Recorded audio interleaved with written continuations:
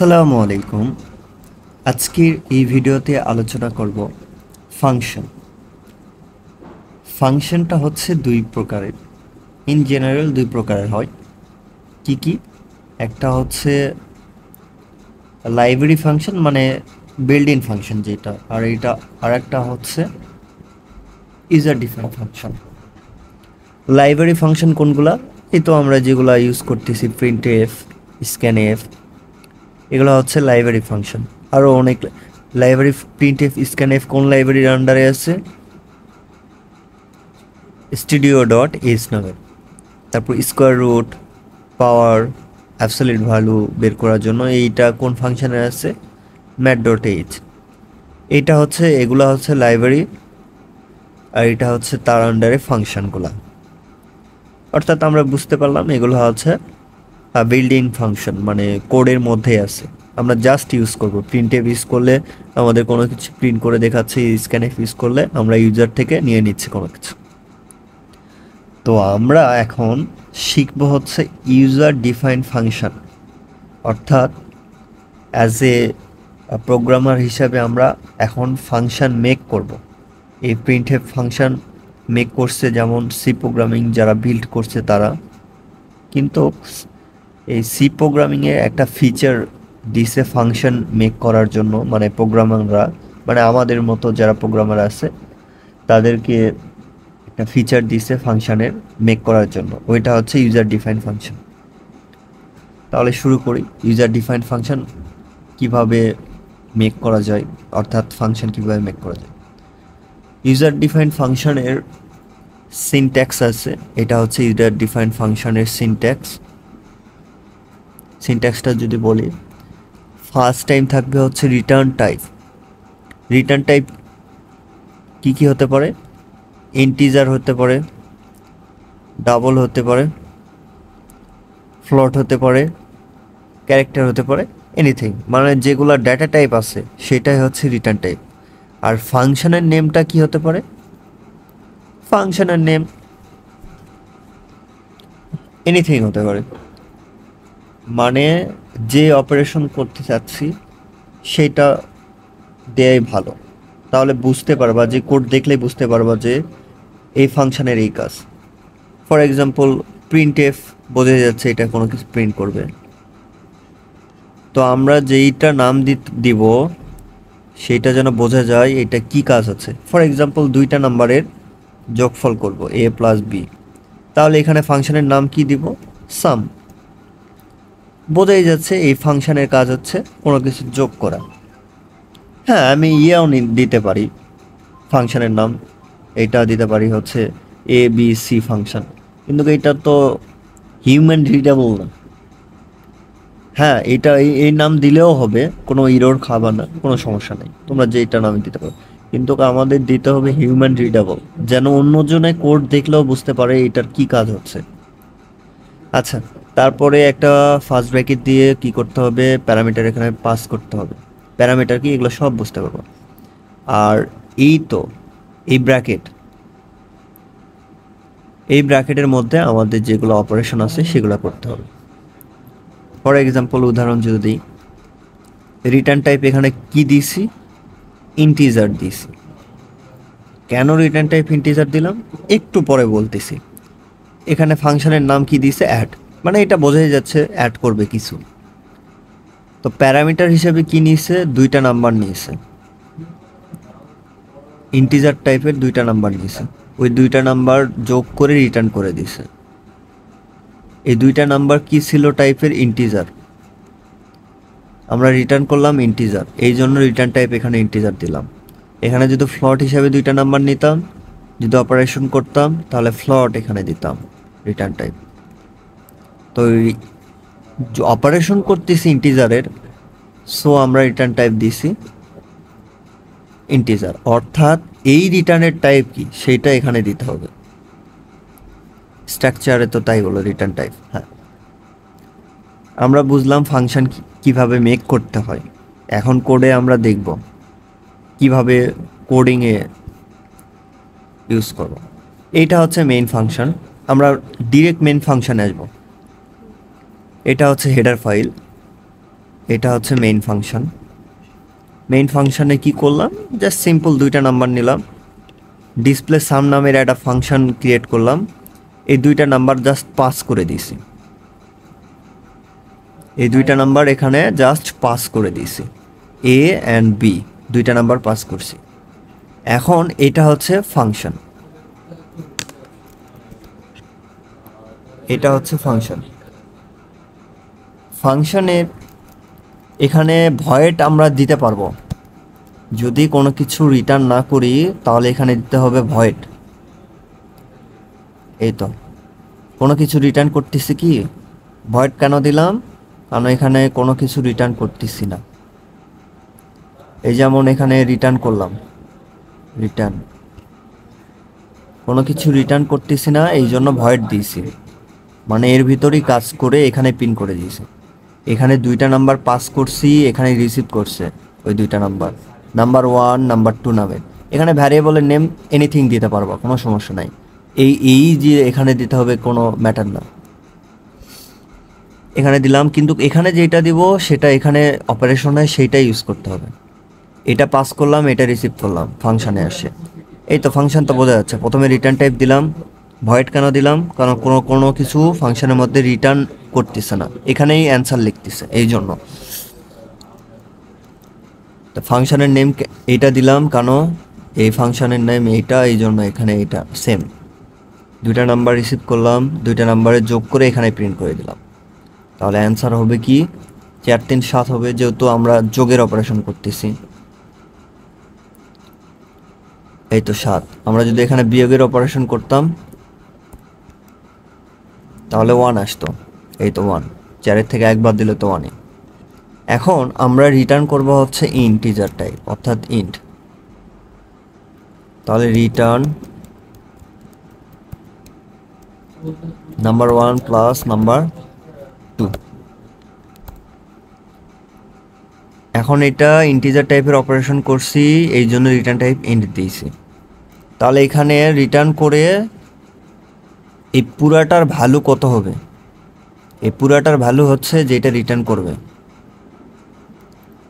এখন যদি আমি আউটপুট দেই, কোনো কিছু প্রিন্ট করবে না, তাই তো কোনো কিছু প্রিন্ট করবে না, কোনো কিছু কিন্তু প্রিন্ট করে না।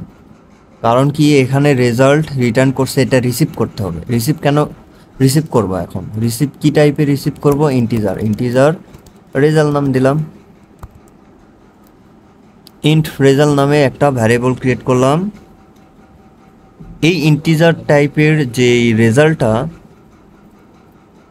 এটা তো রিটার্ন করছে, এই রিটার্নটা এখানে চলে আসবে, মানে এই অপারেশনের রেজাল্ট এখানে চলে আসবে, চলে এসে এই রেজাল্টের মধ্যে থাকবে। জাস্ট আমরা ফাইনালি কি করব, প্রিন্টএফ করে, প্রিন্টএফ %d রেজাল্ট।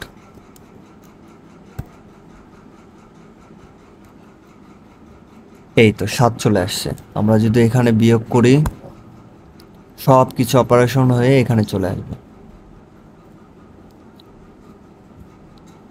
ওকে, আচ্ছা, আমরা ফাংশন বুঝলাম কিভাবে ফাংশন ক্রিয়েট করতে হয়। জাস্ট ফাংশনের নাম লিখবো, যে কয়েকটা প্যারামিটার পাস করব।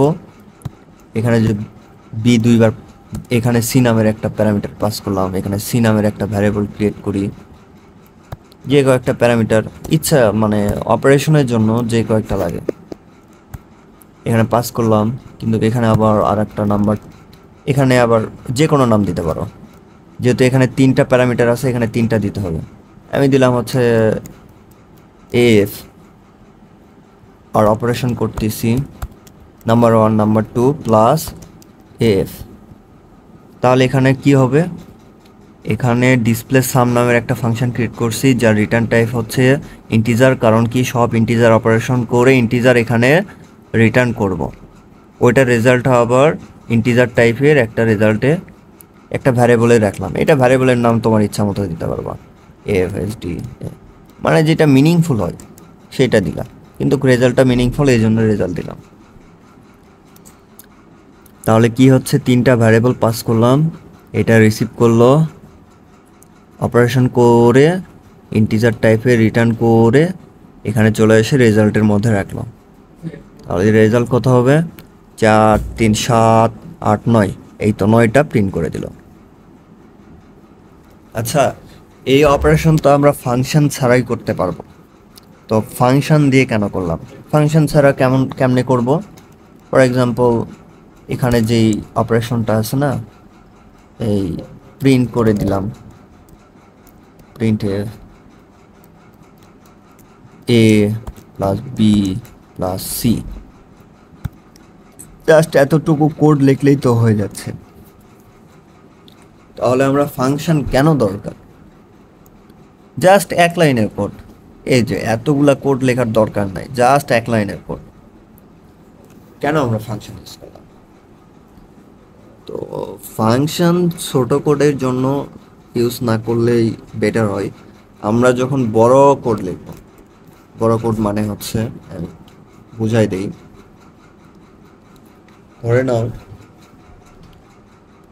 এইটা হচ্ছে মেইন ফাংশন, মানে যেখানে আমরা মূল কোডটা লিখি, এই যে এই মেইন ফাংশন, এই মেইন ফাংশন, এটা হচ্ছে আমার main function.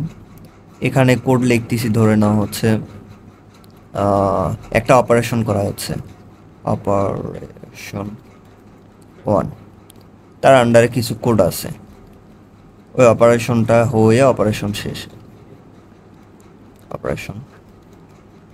Operation and, operation and হলো।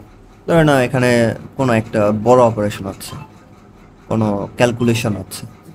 আচ্ছা, বোঝানোর জন্য সামই ধরে নিলাম, সাম নামের একটা অপারেশন এখান থেকে এত পর্যন্ত হচ্ছে, 2টা নাম্বার যোগ করলাম, যোগ করে আবার প্রিন্ট করলাম, তাহলে এখানে সাম অপারেশন হচ্ছে। আর একটা অপারেশন হইল অপারেশন 2, এটা অপারেশন 8, মানে 2 নাম্বার অপারেশন। এখানে কি হইলো? বিয়োগ করা হচ্ছে, আবার প্রিন্ট করে বিয়োগ করা শেষ, 2টা অপারেশন গেল। আর একটা অপারেশন আসলো, সেটা হচ্ছে আবার সাম অপারেশন। এই অপারেশনটাই আবার কোডিংয়ে লাগছে, অপারেশন 1টাই, আবার অপারেশন 1টাই কোডিংয়ে লাগলো। তার মানে কি একই অপারেশন 2বার করা লাগতেছে না এখানে? এইরকম আমাদের কোডের সাইজটা কমানোর জন্য ফাংশনটা ইউজ করা হয়। ফর এক্সাম্পল এখানে এই তো জাস্ট এটা করলাম, আর একটা ফাংশন ক্রিয়েট করলাম বিয়োগের জন্য, এসইউবি, সাব দি সাবস্ট্রাকশন। এখানে বিয়োগটা করি, এখানে এ মাইনাস বি মাইনাস সি। তাহলে এখানে জাস্ট কি করতে হবে? রেজাল্ট 1 লিখলাম, 1, আর রেজাল্ট 2, এটা রেজাল্ট 2-র ভিতর সাব লিখলাম, শেষ। জাস্ট এই 2 লাইনের কোডটা এখানে জাস্ট খালি কল করলাম, এখানে জাস্ট খালি এইটা কল করলাম। দেখো কোডের তাহলে রিইউজাবিলিটি বাড়তেছে, মানে এই মেইন ফাংশনে আমরা কিছু বলতেছি না, মানে বারবার কোড লেখা লাগতেছে না। আবার যদি সাম ফাংশন কল করার দরকার হয়, জাস্ট শুধু সাম ফাংশন কল করলাম, মানে বারবার এই অপারেশন করতেছি না। সাম ফাংশন তো এক লাইনের কোড, অনেক কোড থাকে হচ্ছে অনেক বড়, এরকম অপারেশন করে, অনেক বড় অপারেশন করে, মানে এটা ধরে নাও এগুলা অপারেশন অনেক বড় কোড করে এইটার অপারেশন করতে হয় মেইন ফাংশনে। তো জাস্ট শুধু আমরা এক লাইনের ফাংশনটা কল করব, এখানে সবগুলো অপারেশন হবে, দেন রিটার্ন করে দিবে লাস্টে অপারেশন অ্যান্সার। ওই অ্যান্সারটা এখানে জাস্ট ক্যাপচার করব, জাস্ট ওকে। এই প্রিন্ট ফাংশন যদি অনেকগুলা কোড করে লেখা লাগতো না, অনেকগুলা প্রিন্ট ফাংশনের লাইব্রেরিতে অনেকগুলা কোড আছে, এই প্রিন্ট ফাংশনের লাইব্রেরিতে অনেক কোড আছে, যদি ও সবগুলা কোড যদি লেখা প্রিন্ট করা লাগতো না, অনেক প্রবলেম হয়ে যেত। তো আমরা কি করব? এই প্রিন্ট ফাংশনের জাস্ট ইউজ করে আমরা জাস্ট আউটপুট করলাম, আমরা বাড়তি কোনো কোড লিখলাম না।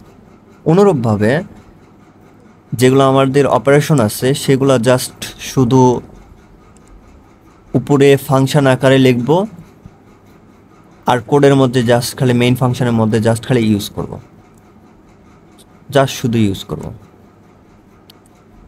এইটাই ফিচার, অর্থাৎ কোডের রিইউজেবিলিটি, অর্থাৎ মেইন ফাংশনে আমরা অল্প কোড লিখব, মেইন ফাংশনের বাইরে আমরা ফাংশন ক্রিয়েট করব, ওই ফাংশনটা জাস্ট শুধু মেইন ফাংশনে ইউজ করব, এইটাই। তো আজকের এই ভিডিওতে আমরা শিখলাম ইউজার ডিফাইন্ড ফাংশন কিভাবে ক্রিয়েট করতে হয় এবং কিভাবে কোডে ইমপ্লিমেন্ট করতে হয়। তো ভিডিও দেখার জন্য ধন্যবাদ। আল্লাহ হাফেজ।